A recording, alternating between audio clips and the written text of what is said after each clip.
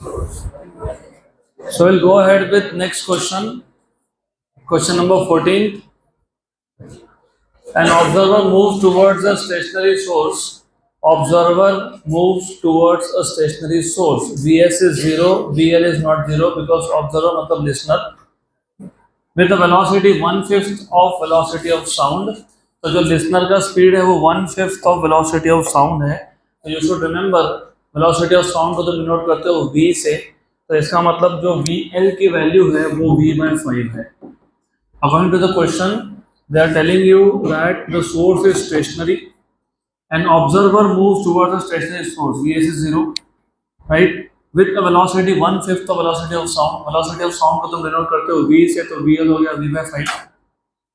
What is the percentage increase in the apparent frequency? और increase होगा क्योंकि listener is moving towards, मतलब distance कम हो रहा है.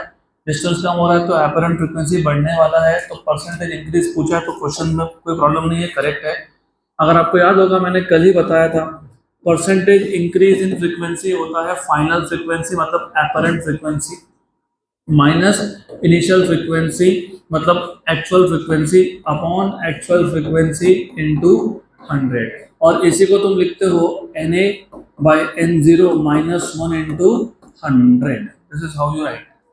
एंड इफ यू रिमेंबर, अभी याद तो होना ही चाहिए, we have solved so many questions और आगे भी बहुत सारे क्वेश्चंस आएंगे.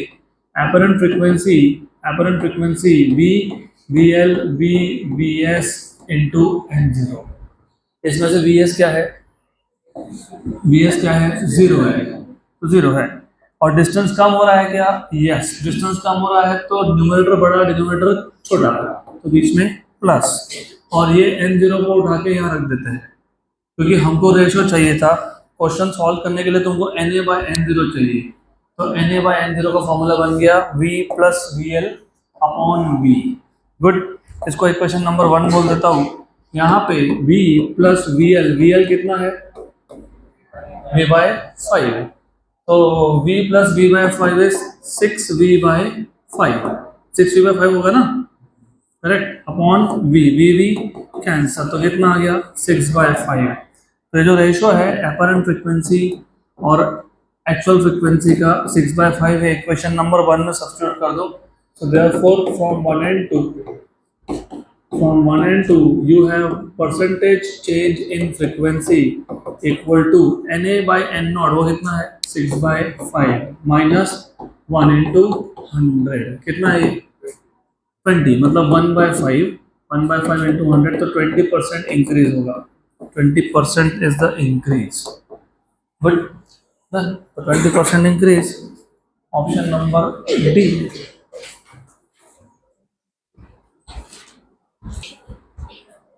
Next question.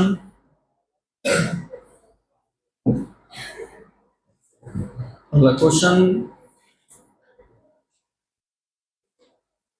Next question. The displacement y of a wave traveling in the x direction is given by y equal to 10⁻⁻⁴ sin 800t minus 2x plus pi/3 meters, where x is in meter, time is in second, the speed of wave motion is. अब ये question, इस type का question हमने पहले किया है solve, तो repeat क्यों किया? जस्ट टू चेक कि can you directly find out the value of speed.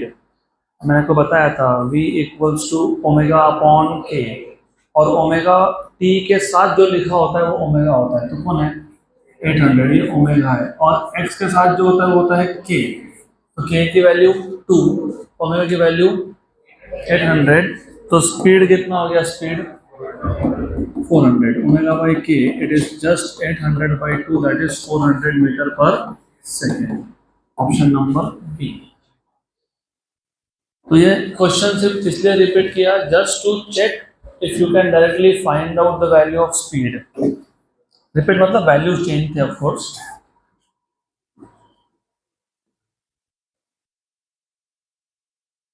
अगला question. Next question.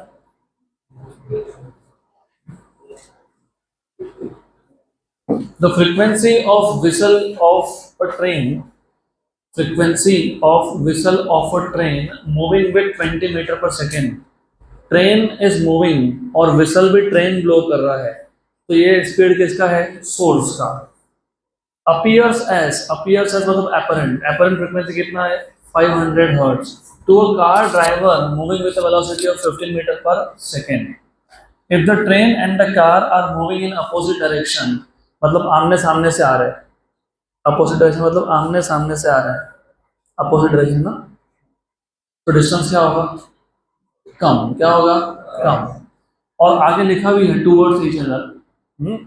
Then the frequency of the whistle is, what is the original actual value of frequency? सबसे पहले same formula, n equals to v vl v vs और n0। यहाँ पे listener कौन है? Car का driver, और whistle मतलब सोर्स है train. Good. Listener is the one who is sitting in the car and source is the train. Right? Both are moving towards each other. तो distance क्या हो रहा है? कम। तो न्यूमरेटर ग्रेटर देन डिनोमिनेटर, मतलब plus और minus. और ये जो फ्रीक्वेंसी की वैल्यू कितनी है? 500। v की वैल्यू कितनी है? 335 plus what is the velocity of car? Car का कितना है? 15 upon 335 minus what is speed of train? 20।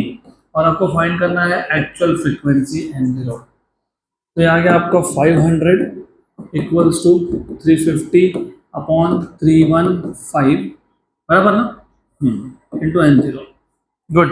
Then 50 का टेबल पता होगा तो हो गया, 50 7 जा 50 10। Good. You know, no, you don't know, so I will let you know what is 7 10 the 70, 20 the 140, 30 the 210, 40 the 280। तो 280 पर रुक जाओ। 740 the 280, what is 7 5 the 35, कितना? 35। 280 plus 35, तो 1 जाए how much? 45। तो frequency, actual frequency is 450 hertz. 450 hertz. 450, option number C.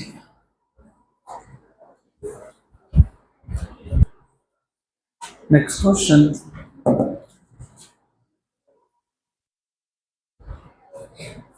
On the question,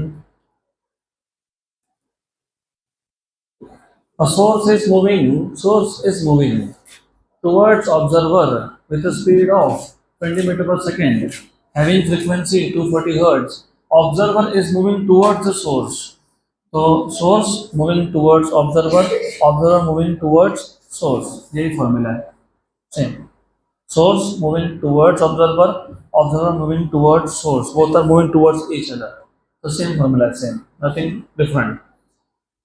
और इस केस में सोर्स का स्पीड, ऑब्जर्वर का स्पीड, सोर्स का स्पीड क्या है? सेम है। What is the apparent frequency heard by observer if the velocity of sound is 340? Same formula, n equal to v plus vl upon v minus vs into n0, है ना। Distance कम हो रहा है, both are moving towards each other, numerator greater than denominator, plus and minus. ये कितना है? 340 और कितना है? Plus 20 upon 340 minus 20, what is the actual frequency? 240। हो गया। How much is this? 360 and 320। Good. तो दिस इज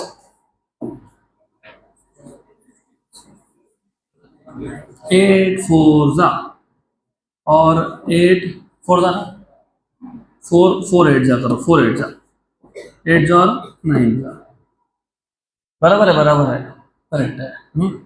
36/32, 9/8 ही होता है, सही है। 9/8, 1 जाए 30, कितना आ गया? 270। और बाय द वे ऐसे टाइप के क्वेश्चंस में पता लग गया ना डिस्टेंस कम हो रहा है, तो एक्चुअल फ्रीक्वेंसी से ज़्यादा ही एपरेंट फ्रीक्वेंसी होगा। एक्चुअल कितना था? 240, तो उससे ज़्यादा ही आएगा, तो 240 से ज़्यादा ही आना चाहिए था, तो 270 आया।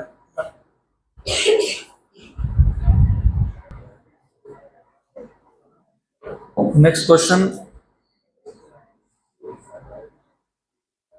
अगला question,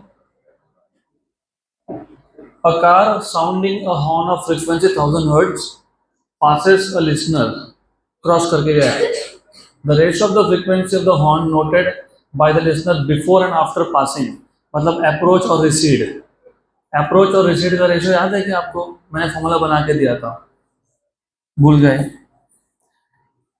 Approach, recede, structure same. Approach, recede, formula का structure same. Listener stationary. VL जीरो. VL दोनों केस में जीरो. ऐसे ही होता है ना. लिसनर क्या है? स्टेशनरी है. जब सोर्स अप्रोच कर रहा था, मतलब कार अप्रोच कर रहा था, तो डिस्टेंस कम हो रहा था. डिस्टेंस कम होना मतलब न्यूमरेटर बड़ा, डिनोमिनेटर छोटा. और जब क्रॉस कर गया तो डिस्टेंस बढ़ रहा है तो रेशियो 1 से छोटा होगा, मतलब numerator small and denominator is big. Correct. इसको बोलते हो अप्रोच, रिलेटिव अप्रोच. इसको बोलते हो रिसीड. इन दोनों को जब डिवाइड करोगे, मैंने आपको ये फॉर्मूला बना के दिया है, आपको याद नहीं. Na/nr equals to V upon V minus VS n naught upon V plus VS n naught. V n naught cancel. Denominator का डिनोमिनेटर न्यूमरेटर में और न्यूमरेटर का डिनोमिनेटर डिनोमिनेटर में. मैंने आपको ये पूरा फॉर्मूला बना के दिया था और आपको बोला भी था कि इस टाइप के क्वेश्चन आएंगे तो याद रखना, approach frequency upon recede frequency is V plus VS upon V minus VS. Condition is that the listener is stationary. What is the value of V? अच्छा, ये V बोला है, ठीक है, V बोला है. Very good. तो हो गया solve.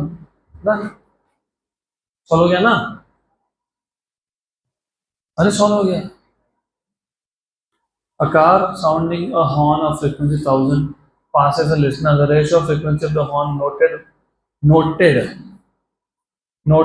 by the listener before and after passing of the car is 11:9. तो ये रेशियो 11:9 दिया है. और क्या पूछा है? If the speed of sound is V, the speed of car. Speed of car कौन है? सोर्स. तो आपको VS पूछा है. क्या पूछा है? और ये वैल्यू क्या दी है? 11/9. तो सॉल्व हो गया. वही तो बोल रहा हूँ, सॉल्व हो गया. इसको सॉल्व करो.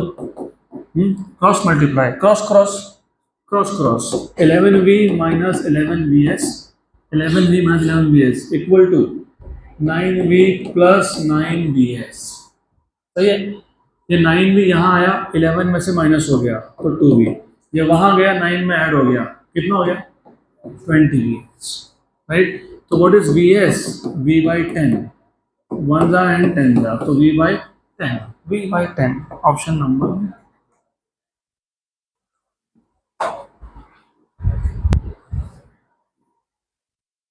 You can make a trick, लेकिन अगेन ऑल द ट्रिक्स जो भी हम लोग तक बना रहे हैं उसमें हर एक ट्रिक में स्पेसिफिक कंडीशंस है, कहीं पे भी नहीं अप्लाई कर सकते हो. तो अभी ट्रिक कैसे बना? लुक, अगर 11/9 का रेशो है, 11/9 सही है, करेक्ट. तो if you see total difference is 2. कितना है? 2. टोटल कितना है? 2. Difference is 2. याद रखना, डिफरेंस इज 2. तो तुम्हारा जो तुम जब क्वेश्चन सॉल्व किए, यहाँ पे कौन आया? 10 was the mid point here. 9 और 11 का मिड पॉइंट कितना है? 10. कितना है? 10. तो ये ट्रिक ऐसा है कि 11/9 ऐसा आया तो डिफरेंस रेशो में 2 का आ रहा है. 2 का रेशो डिफरेंस मतलब यहाँ पे नीचे 10. पक्का? चल. और अगर ऐसा होता रेशो 12/8 होता, 12/8, तो ये हो गया 3/2. तो कितना आएगा? V plus VS upon V minus VS. तो 3V minus 3VS equals to 2V plus 2VS. सही है. तो ये इधर आ गया 3V माइनस 2V, V वो उधर चला गया 5. तो VS कितना आ गया? V/5. तो जब 2 का डिफरेंस है तो नीचे 10 है, जब 4 का डिफरेंस है तो नीचे 5 है. रेशो में अगर 2 का डिफरेंस है तो VS इज V/10. रेशो में अगर 4 का डिफरेंस है, मतलब 12/8 होगा तो नीचे 5 है, तो VS विल बी V/5. लेकिन again all the tricks will be under certain conditions. तो इसमें भी कंडीशन है ना. क्या कंडीशन है? Listener is stationary. Next question. Wavelength. Wavelength. What is the meaning of wavelength?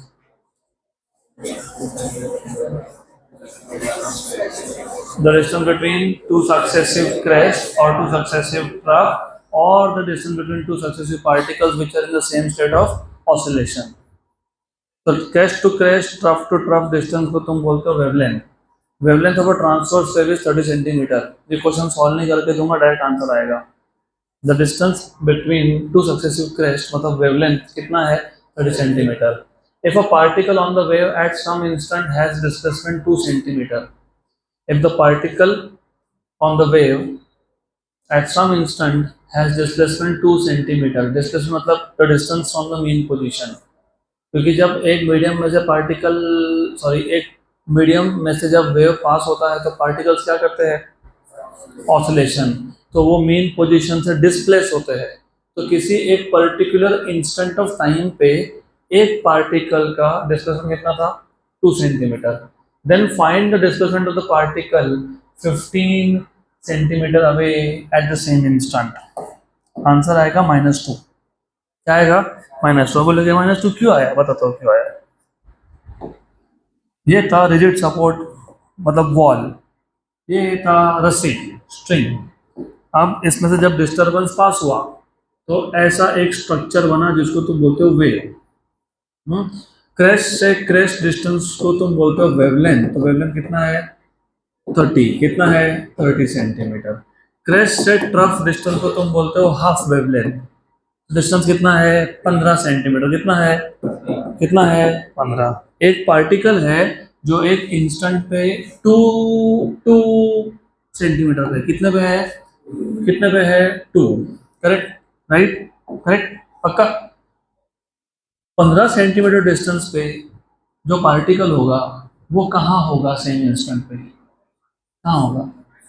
अगर 30 सेंटीमीटर बोला होता तो 30 सेंटीमीटर का डिस्टेंस भी कहाँ होता?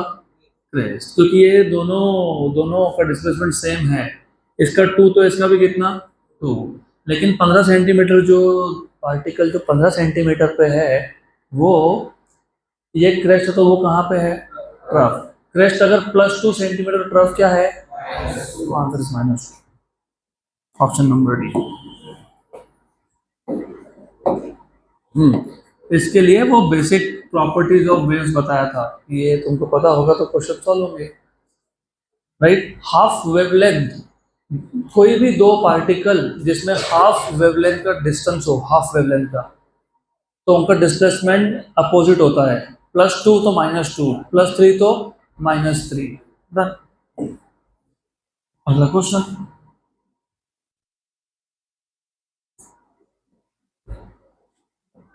और थोड़ा और अच्छे से पढ़ लो क्वेश्चन. डिस्प्लेसमेंट की जगह डिस्टेंस पूछा होता ना, डिस्टेंस. जैसे यहाँ पे डिस्टेंस पूछा होता, डिस्टेंस कभी नेगेटिव लेते ही नहीं है, तो उस केस में आंसर आएगा 2 सेंटीमीटर. डिस्प्लेसमेंट बोला होगा तो -2, डिस्टेंस बोला होगा तो +2.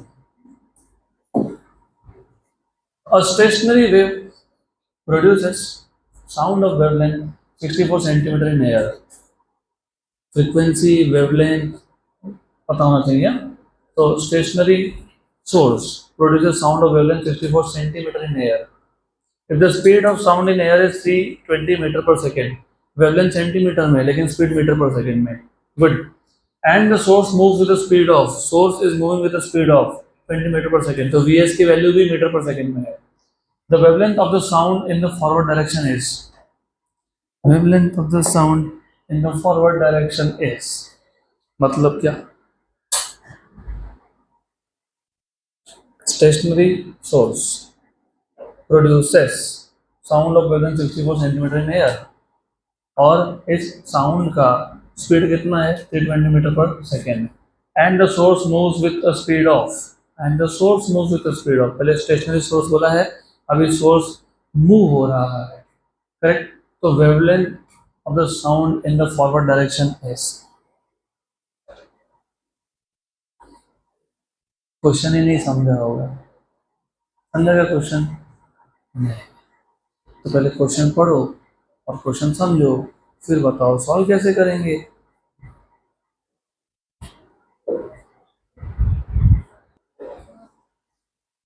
तो अभी क्वेश्चन नहीं समझ में आया तो क्या कर देना, फिर छोड़ देना, skip. That is not the solution to it. सबसे पहले पहले आपको बताया है स्टेशनरी सोर्स। अगर सोर्स स्टेशनरी हो तो जो फ्रीक्वेंसी वो इमिट करता है उसको बोलते हो एक्चुअल फ्रीक्वेंसी। क्या बोलते हैं? Actual frequency. अब हमको फ्रीक्वेंसी तो नहीं वेवलेंथ दिया है, फिर तुमको पता होना चाहिए फ्रीक्वेंसी और वेवलेंथ में रिलेशन क्या है। v equal to N lambda, तो n equal to we by lambda.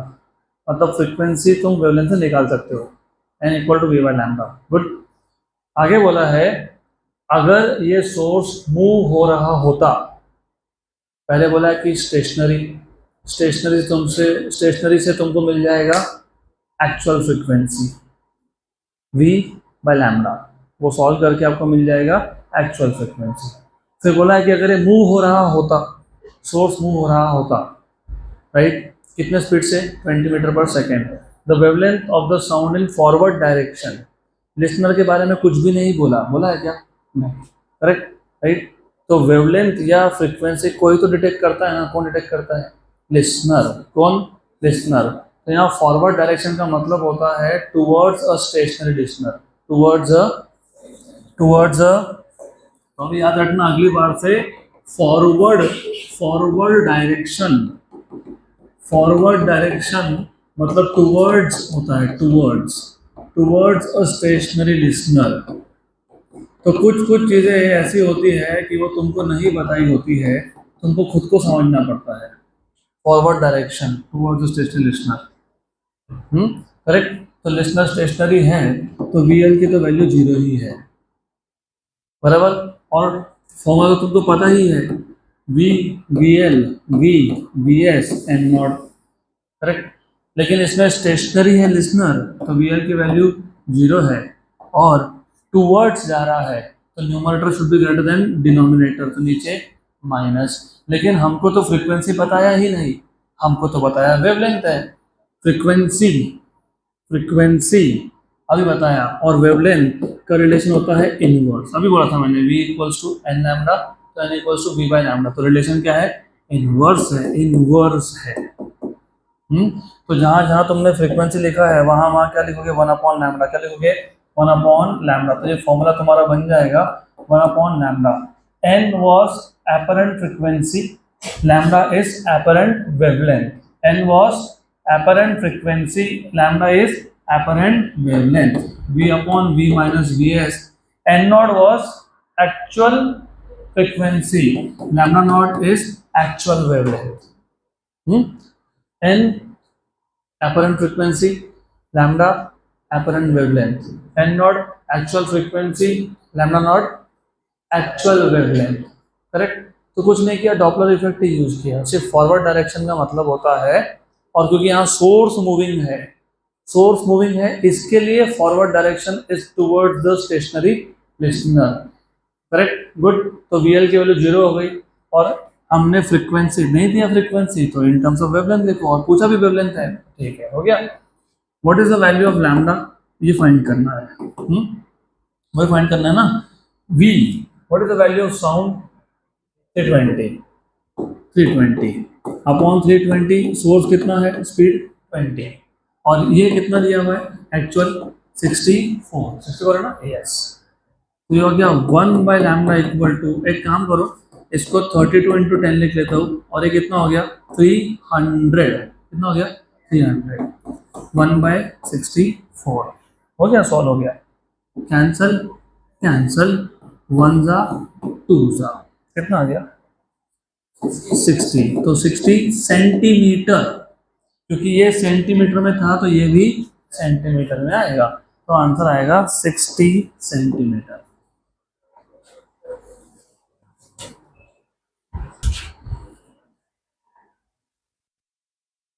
तो इसमें भी बहुत सारे हिंट्स होते हैं क्वेश्चन में। अभी आपको सबसे पहले आंसर ऑप्शन देख लेना, और थोड़ा सा हिंट मिल जाएगा आंसर का। उससे भी पहले फॉरवर्ड और बैकवर्ड डायरेक्शन, ये कोई नए वर्ड्स नहीं है, ये तुम हर दिन यूज करते हो ना, करते ही हो।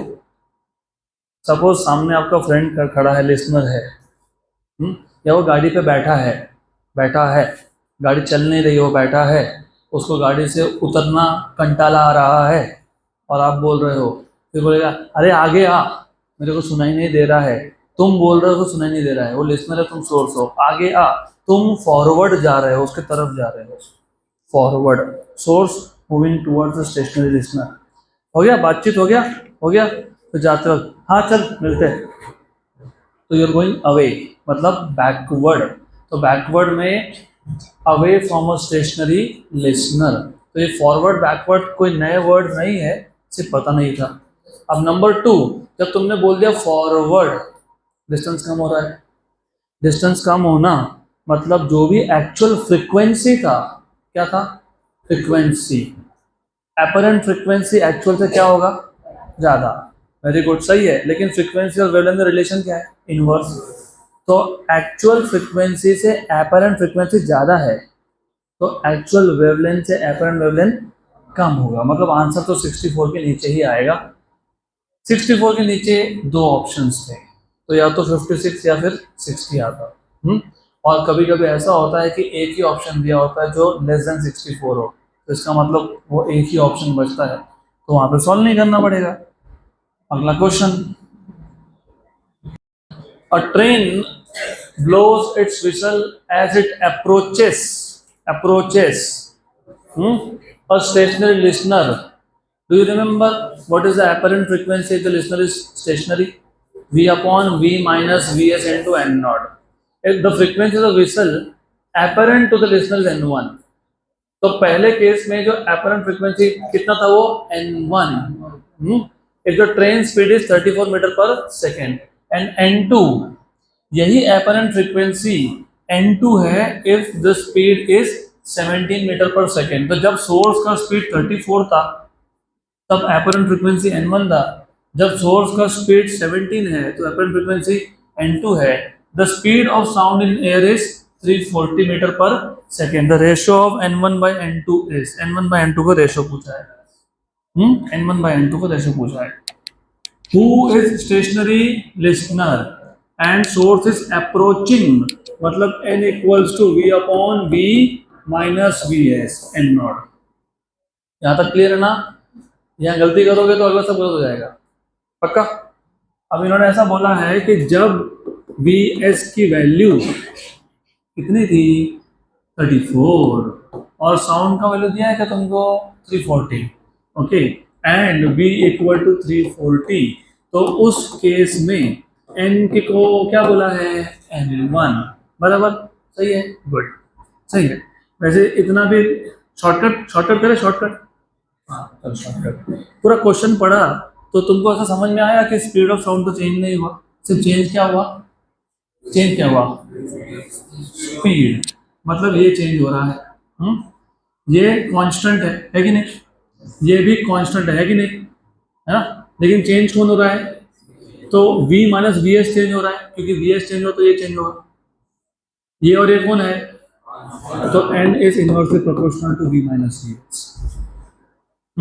तो N1 बाय N2, अभी अच्छे से बताना इनवर्स रिलेशन है, तो क्या लिखे V minus V S to V minus V S one, तो N1 बाय N2 V की वैल्यू 340 थी, माइनस VS2 VS2 17 और यहाँ पे 34, तो N1 बाय N2 कितना है, 323 और ये कितना है 306, तो इट इज 323 बाय 306।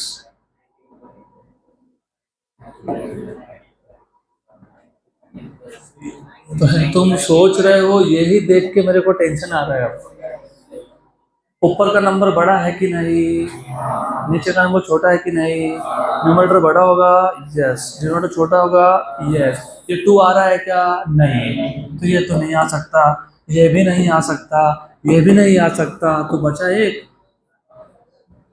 न्यूमरेटर बड़ा डिनोमिनेटर छोटा।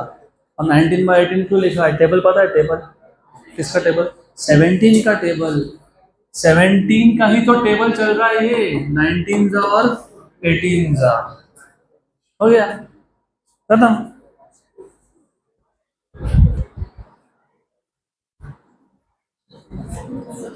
तो always keep an I on the options also.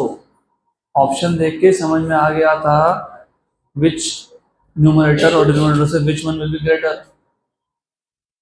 अगला question, next question, if the frequency of sound wave increases from 9 hertz to n hertz to 9n hertz, then what will be the velocity of the sound in the same medium if earlier velocity was v meter per second? Simple question है। Frequency पहले कितना था, अब कितना हो गया?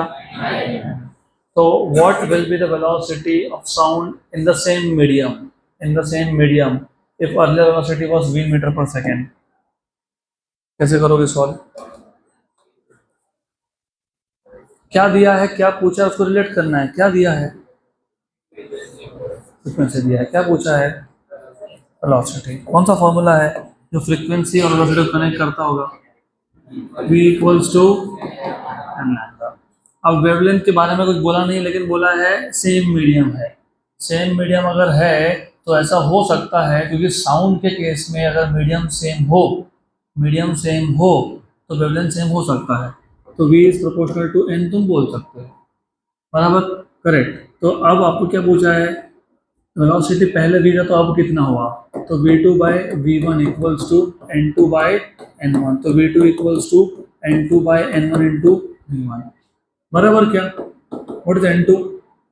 9n upon n into v। तो क्या हो गया? 9v। 9v हो गया क्या? 9v है क्या? 9v नहीं है? पक्का? क्यों? आंसर तो नहीं है, फिर क्या करेंगे?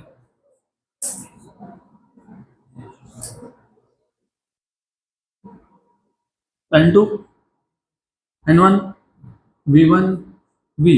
तो आंसर क्या आएगा? 9v। 9v आएगा ना?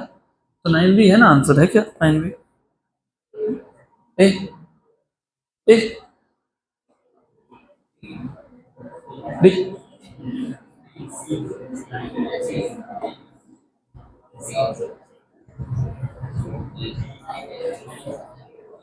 रुको रुको रुको रुको रुको रुको, क्वेश्चन पढ़ो। फ्रीक्वेंसी पहले कितना था, अभी कितना हो गया? मीडियम क्या है? पहले स्पीड कितना था? v, बराबर। अब फ्रीक्वेंसी तुमने 9 टाइम्स कर दिया तो स्पीड कितना होगा? आपको याद है effect of velocity, factors affecting velocity of sound देखा था हमने? कौन से 3 फैक्टर्स थे? Temperature, pressure, humidity. मतलब वेलोसिटी को 3 ही फैक्टर्स अफेक्ट करते हैं। कौन से 3? बराबर। अभी अच्छे से तुम थोड़ा वापस समझ लो। फ्रीक्वेंसी पहले n था, अभी कितना है? 9n। हम ह्यूमंस कितना से कितना रेंज तक सुन सकते हैं? 20 हर्ट्ज से 20,000 हर्ट्ज, 20 हर्ट्ज से 20,000 हर्ट्ज, पक्का ना? हाँ, ये सारे फ्रीक्वेंसीज जो है 20 हर्ट्ज से 20,000 हर्ट्ज तक, ये तुम तक कौन से मीडियम के थ्रू पहुंच रहे हैं? Very good.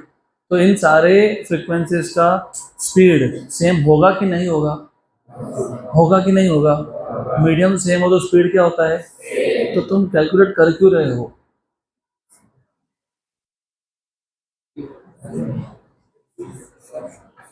ये ऐसा करके आते हैं एग्जाम में, और 9 भी आया लेकिन इधर n दिख रहा है, कोई बात नहीं, 9n भी तो कोई बात नहीं। बात है मीडियम सेम है तो वेलोसिटी चेंज होता ही नहीं है। तो तुमको क्वेश्चन सिर्फ कंफ्यूज करने के लिए दिया था मैंने, इसलिए तभी बोला मीडियम सेम है। मीडियम सेम है तो स्पीड चेंज होता ही नहीं है। अगर वैसा होता तो हम लोग 20 हर्ट्ज से 20,000 हर्ट्ज का जो फ्रीक्वेंसी सुनते हैं ना, वो अलग अलग स्पीड से आता तुम्हारे पास। ऐसा होता तो कम फ्रीक्वेंसी का धीरे धीरे आता, ज़्यादा फ्रीक्वेंसी का जल्दी जल्दी आता। तो वैसा नहीं होता है। तो speed is same if the medium is same, speed is same if the medium is same. याद रहेगा आप कि सॉल्व करोगे उसको? Good. When sound is produced, ये this is a good question. सबका ध्यान यहाँ पे, वेरी गुड क्वेश्चन, अच्छे से ध्यान देना, बहुत इंपॉर्टेंट भी है, इसमें ज्योमेट्री भी लगने वाला है तुमको. When sound is produced in an airplane moving with a velocity of 250 metre per second, तो एरोप्लेन का स्पीड 250 मीटर पर सेकेंड है horizontally. Its echo is heard after 12 seconds. If the velocity of sound in air is 300 meter per second, then the elevation of the aircraft is. तो पहले तो question समझ में आना जरूरी है. When a sound is produced in an airplane moving with a velocity of 250 meter per second horizontally, its echo is heard. Echo किसको सुनाई देता है? खुद सोर्स को. तुम भी इको पॉइंट पे जाके तुम चिल्लाते हो, खुद ही सुनते हो ना कि तुम चिल्ला रहे हो, कोई और सुन रहा है ना. तो इको में source and the listener is same, source and the listener is same. अभी अच्छे ध्यान देना. और इको सुनने के लिए साउंड कहीं से तो रिफ्लेक्ट होके आना चाहिए कि नहीं? yes. अब एरोप्लेन हॉरिजॉन्टली फ्लाई कर रहा था, इसने साउंड प्रोड्यूस किया और कहीं नहीं बोला कि सामने हिल है, पहाड़ है, कुछ नहीं बोला, राइट. तो इसको इको सुनाई आया कहां से? क्वेश्चन समझ में आया? इको कहीं से, इको में साउंड कहीं से तो रिफ्लेक्ट होके आएगा. इको में साउंड वेव कहीं से तो रिफ्लेक्ट होके आता है. यहाँ तो कुछ बोला ही नहीं है कि रिफ्लेक्टिंग सरफेस कौन है. तो एरोप्लेन ने जो साउंड जनरेट किया, वो साउंड कहाँ से रिफ्लेक्ट होके आया? ग्राउंड से. गुड. अब इमेजिन जब एरोप्लेन ने साउंड जनरेट किया था तो वो ए पॉइंट पे था. नॉर्मली इको में क्या होता है, तुम एज अ सोर्स जहाँ हो तुम वहीं रहते हो, तुम वहाँ रुक के चिल्ला देते हो, साउंड आता है. तो normally source and the listener they do not change their position, normally ऐसा होता है. लेकिन ये एरोप्लेन खुद आगे जा रहा है कि नहीं? तो इसने जो साउंड प्रोड्यूस किया वो ग्राउंड पे आया, मान लो बी पॉइंट पे आके रिफ्लेक्ट हुआ और ऐसा गया. तो sound comes from A to B, goes from B to C again. तो जब तक ये एरोप्लेन भी यहाँ पर पहुंच गया, तो एरोप्लेन ने खुद का ही साउंड सुना. एरोप्लेन ने ए पॉइंट पे जब प्लेन था तब साउंड जनरेट हुआ, यहाँ पे साउंड जनरेट हुआ, यहाँ पे साउंड रिफ्लेक्ट हुआ और यहाँ पे इको सुनाई दिया. ऐसा है. एलिवेशन मतलब हाइट. एलिवेशन मतलब क्या? हाइट. एलिवेशन मतलब क्या? हाइट. आपको पूछा प्लेन का हाइट कितना, ग्राउंड से प्लेन का हाइट कितना? ग्राउंड से प्लेन का हाइट इतना है ना? Yes no yes. मतलब इतना. दो राइट एंगल ट्रायंगल बन गए. राइट एंगल ट्रायंगल बन गया मतलब तुमको पाइथागोरस थ्योरम यूज करके एलिवेशन फाइंड करना है. एलिवेशन मतलब इसको मैं y बोल देता हूँ. अब तुम ये y कब फाइंड कर पाओगे? जब तुमको हाइपोटेन्यूज और ये पता होगा. सही है? पक्का श्योर 100%. तो पहले तुमको अभी ये डिस्टेंस फाइंड करना है, इसको फिलहाल d बोल देता हूँ. मतलब तुमको DC या फिर AD डिस्टेंस फाइंड करना है और तुमको AB या फिर BC डिस्टेंस फाइंड करना है, तब जाके क्वेश्चन सॉल्व होने वाला है. बराबर? Yes, correct. प्लेन उड़ रहा था, उड़ेगा ही, चलेगा नहीं, उड़ रहा था, साउंड जनरेट किया, ग्राउंड पे गया, रिफ्लेक्ट होके आया. तब तक प्लेन वहाँ खड़ा नहीं रहा, वो भी आगे गया और आगे जाके C पॉइंट पे एरोप्लेन ने खुद का ही साउंड वापस सुना, मतलब इको हुआ. अब आपको पूछा है elevation, height, right. Plane, echo और हाइट का क्या संबंध है? संबंध है, रिलेशन है, बन रहा है, कुछ तो बन रहा है. तो अभी एक काम करते हैं, इसको कुछ नाम दे देते हैं स्मॉल d, इसको बोल देते हैं लेटर से x. तो मुझे क्वेश्चन सॉल्व करना है तो सबसे पहले मुझे दिखता है x² equals to y² plus d². मुझे फाइंड करना था y, तो y² equals to x² minus d², मतलब y equal to √x² minus d². Math यहाँ काम में आता है. अभी फाइंड कैसे करेंगे? Look, what is the speed of plane और इको कितने टाइम के बाद आया? मतलब 6 सेकंड जाने में, 6 सेकंड आने में। और ए से सी प्लेन पहुंचा उतने ही सेकंड में जितने टाइम में इको हुआ, मतलब 12। तुम्हारे पास टाइम की वैल्यू है 12, तुम्हारे पास स्पीड है प्लेन का v, how do you find out distance? Velocity into time. तो distance between A and C is velocity of aeroplane, aeroplane का velocity into time. What is velocity of aeroplane? 250 into कितना? 12, 3000 metre. 25 into 10 is 250, 25 into 12 is 300, 250 into 12 is 3000। 3 kilometre आगे चला गया, उसके बाद eco आ रहा है 3000 मीटर इज 3 किलोमीटर्स। ठीक है, मिल तो गया। ये ए से सी डिस्टेंस था, हमको कौन चाहिए? डी से सी। तो डी से सी इज ए सी बाई 2, मतलब स्मॉल डी इज 3000 बाई 2, मतलब कितना हो गया? 1500। मतलब कम से कम डी तो मिल गया 1500 मीटर। गुड। देन उसके बाद अभी क्या बाकी रह गया? x। अभी x कैसे फाइंड करोगे? एक 6 सेकंड आने में, 6 सेकंड जाने में, मतलब b से c time is only 6 second. और ये एरोप्लेन जा रहा है क्या? कौन जा रहा है? कौन जा रहा है यहाँ से? हाँ, ये साउंड जा रहा है। Very good. तो फिर ये b से c डिस्टेंस जो है ना, वो कैसा फाइंड होगा पता है? Speed of sound into time of sound, और time of sound from B to C. What is speed of sound in air? कितना दिया है? 300। और टाइम कितना है? 6। तो कितना हो गया? 1800। तो 1800 हो गया। तो आपको अभी ये बी टू सी डिस्टेंस को तुमने क्या बोल के रखा था? x। तो तुम्हारे पास अभी x की वैल्यू है, d की वैल्यू है, तो y मिल जाएगा। What is y? Under root of x square minus D square. ऐसे था ना? x कितना है? 1800 है। 100 10⁻²। d कितना है? अरे अभी तो सॉल्व किया। 1500 10⁻² का स्क्वायर। 10⁻² का स्क्वायर 10⁻4। यहाँ से और यहाँ से 10⁻4 कॉमन, और रूट के बाहर 10 स्क्वायर है। 10⁻²⁻², मतलब 10⁻4 और 10⁻4 दोनों में से कॉमन और रूट के बाहर कितना गया? अंदर आया 18 स्क्वायर। 3 पक्का ना? हाँ, 3 2 4 और 2 2 5 354 बराबर ना? और 324। अच्छा यार, ध्यान है। 324 माइनस 225। हाँ, 225 कितना होता है? कितना होता है? अरे कितना होता है? 99 सही है। चलो 99 को 100 मान ले, राउंड ऑफ। 100 का रूट कितना? 10। और ये 10⁻², मतलब कितना? 1000। तो what is the elevation? 1000 metre के आसपास। 995। तो अगर आपको कंफर्म करना है तो कर लो कंफर्म, डू नॉट। नहीं, आंसर सही है, वो तो टेंशन नहीं है।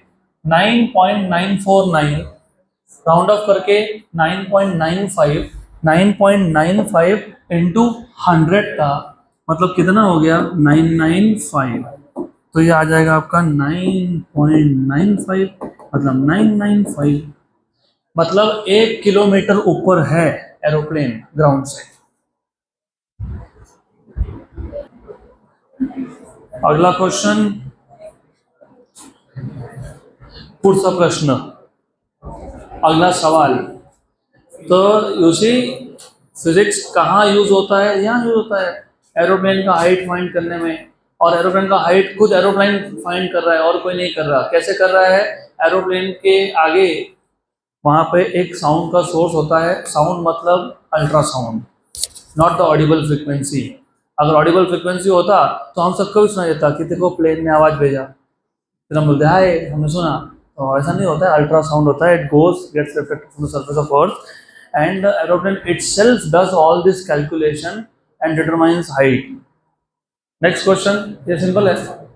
Equation of a simple harmonic progressive wave of amplitude 0.02 metre, period 0.008 second and wavelength 0.5 metre is. सबसे पहले do you remember what is equation of simple harmonic progressive wave? A sine, sine या cos दोनों चलते हैं, दोनों चलते हैं, इधर साइन है ठीक है, A sine omega T minus K X plus some initial phase phi. तुमको जब इनिशियल फेज की वैल्यू नहीं दी हो, दिया है क्या क्वेश्चन में, इसको जीरो मान लेना। क्या मान लोगे? क्योंकि दिया नहीं है। दिया क्या? नहीं। क्या क्या दिया है? एम्पलीट्यूड। तो ए की वैल्यू कितनी है? 0.02, 0.02, 0.02, 0.005 नहीं आएगा, तो ये दोनों नहीं आएंगे। बचा ए और सी। अब उसके बाद पीरियड बताया है, टाइम पीरियड कितना है? टाइम पीरियड कितना है? 0.008 सेकेंड, मतलब 8 × 10⁻³ सेकेंड। Very good good. और क्या दिया है आपको? वेवलेंथ, वेवलेंथ मतलब लैम्डा दिया हुआ है। लैम्डा कितना है? 0.5 मीटर, 0.5 मीटर।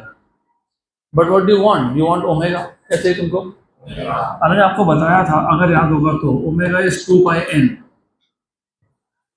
2πn बताया था क्या? हाँ। What is n? 1/t, तो 1 time period. Omega is 2π into frequency, frequency is 1 time period, तो 2π upon time period, 2π upon time period दिया है, तो ये आ गया। वो सब्स्टिट्यूट करेंगे तो गाय मत करो, करेंगे 2π टाइम पीरियड। एक काम करो, टाइम पीरियड की वैल्यू बाद में सब्स्टिट्यूट करते हैं, रुको। एंड ये k मैंने ये भी बताया था, k इज 2π/λ, बताया था क्या? यस। तुमको याद नहीं है तो फिर वो मेरी गलती तो नहीं है। तो y equals to a sine, what is omega? 2π/T और साथ में small t minus k, what is k? 2π/λ into x, और फाई की वैल्यू तो हम लोग जीरो मान लेंगे, इनिशियल फेज को जीरो ले लिया, हो गया। क्या कॉमन निकला? 2π, तो 2π बाहर लिखू ना, इधर नहीं लिखते वैसा, हाँ सब कुछ, हाँ इन दोनों में से बाहर निकालो, ठीक है। तो तुम साइन के कहाँ बाहर निकाल रहे हो? एंगल को साइन के बाहर कैसे लिख सकते हो? मैंने ऐसा बोलने का मतलब ये हो गया कि मैंने बोला साइन ऑफ 45 को 3 × 15 लिखूँ, हाँ, तो साइन ऑफ 45 और साइन ऑफ 3 × 15, 3 को साइन के बाद लिखूँ, हाँ, नहीं होता है, तो ना होता है वो, तो ये हो गया T/T minus x by, correct, good, almost there, हो ही गया। तो y इक्वल टू कितना है? 0.02 साइन ऑफ 2π, स्मॉल t/T कितना था? 0.008, और लैम्डा कितना था? 0.5, कितना था? कहाँ है? अच्छे से देख लो, अच्छे से। t के डिनोमिनेटर में 0.008 और x के साथ 0.5, option number A.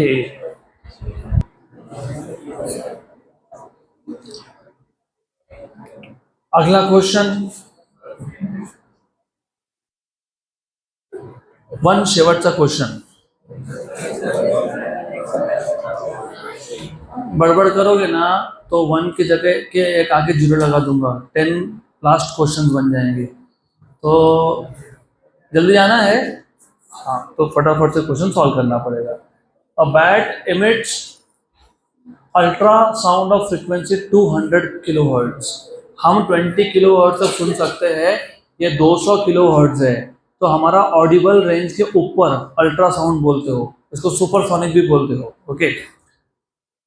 If this sound meets a water surface, then what will be the wavelength of the reflected sound in air and transmitted sound in water respectively? Speed of sound in air is 340 meter per second and speed of sound in water is 1486 meter per second. Correct?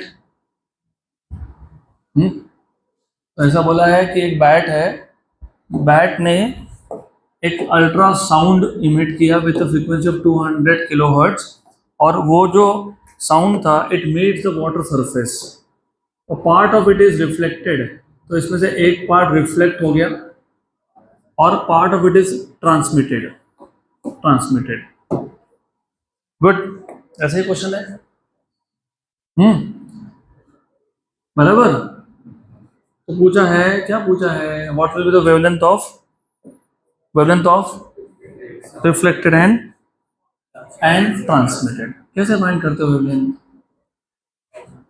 तुमको अगर frequency और velocity दिया हो तो wavelength कैसे find होता है?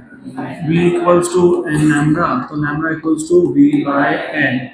जब तुमको एयर में फ्रीक्वेंसी फाइंड करना है, क्योंकि रिफ्लेक्शन एयर से आया तो एयर में ही जाएगा, और ट्रांसमिशन जो होगा वो वाटर में होगा। यहाँ तक क्लियर? तो ये हो जाएगा velocity in air upon frequency in air, और velocity in water upon frequency in water, ये मिल जाएगा आपको वेवलेंथ इन वाटर। पर मैंने आपको कॉमन प्रॉपर्टीज जब बताए थे तब मैंने एक आपको बोला था ये कि याद रखना, तुमने याद रखा कि नहीं पता नहीं। आई टोल्ड यू कि जब कोई भी वेव मीडियम चेंज करता है तो एक पैरामीटर ऐसा होता है जो चेंज नहीं होता है। कौन नहीं होता है? फ्रीक्वेंसी। कौन नहीं चेंज होता है? कौन नहीं चेंज होता है? इसलिए दोनों केस में मैंने सेम फ्रीक्वेंसी लिखा है। गुड। तो अभी सिर्फ इसको आपको कैलकुलेट करना पड़ेगा। It is very simple. तो सिर्फ इसको कैलकुलेट कर लेते हैं। Okay good. What is velocity of sound in air? दिया है ना यहाँ पे, कितना दिया है? 340। What is frequency? 200 kilo hertz. तो अभी ऐसा है, कैसा है, ये 2 जीरो और ये 3 जीरो, 5 जीरो, 10⁵, ये ऊपर गया 10⁻⁻5, और ये 8 जीरो साथ में मतलब 10, तो 10⁻⁴। नहीं, वो भी नहीं, तो फिर अभी मैं क्या बोलूँ आपको, कैलकुलेशन नहीं करते आ रहा है। फिर ये 340 है कि नहीं? उड़ा दो। उड़ गया क्या? उड़ गया। ये जीरो इसको दे दिया क्या? दे दिया। 10⁻⁴ ऊपर जाके क्या हो गया? और 34/2 कितना होता है? तो 17 × 10⁻⁴, 17 × 10⁻⁴, 17 × 10⁻⁴ मतलब 1.7 × 10⁻3। तो wavelength in air is this. हो गया, खत्म, डन। दूसरा बाकी है ना? ऑप्शन नहीं, वो तो पता है, लेकिन कैलकुलेट तो कर लो। What is velocity in water? 1486 upon 200 मतलब 2 × 10⁵ kilo hertz of 5। What is 1486 divide by 2? 743। कितना? 743 इंटू 10⁻⁻5। -5 के 3 जीरो इसको दे दो, 0.743 इंटू 10⁻⁻2 है क्या? Good. So that's it for today.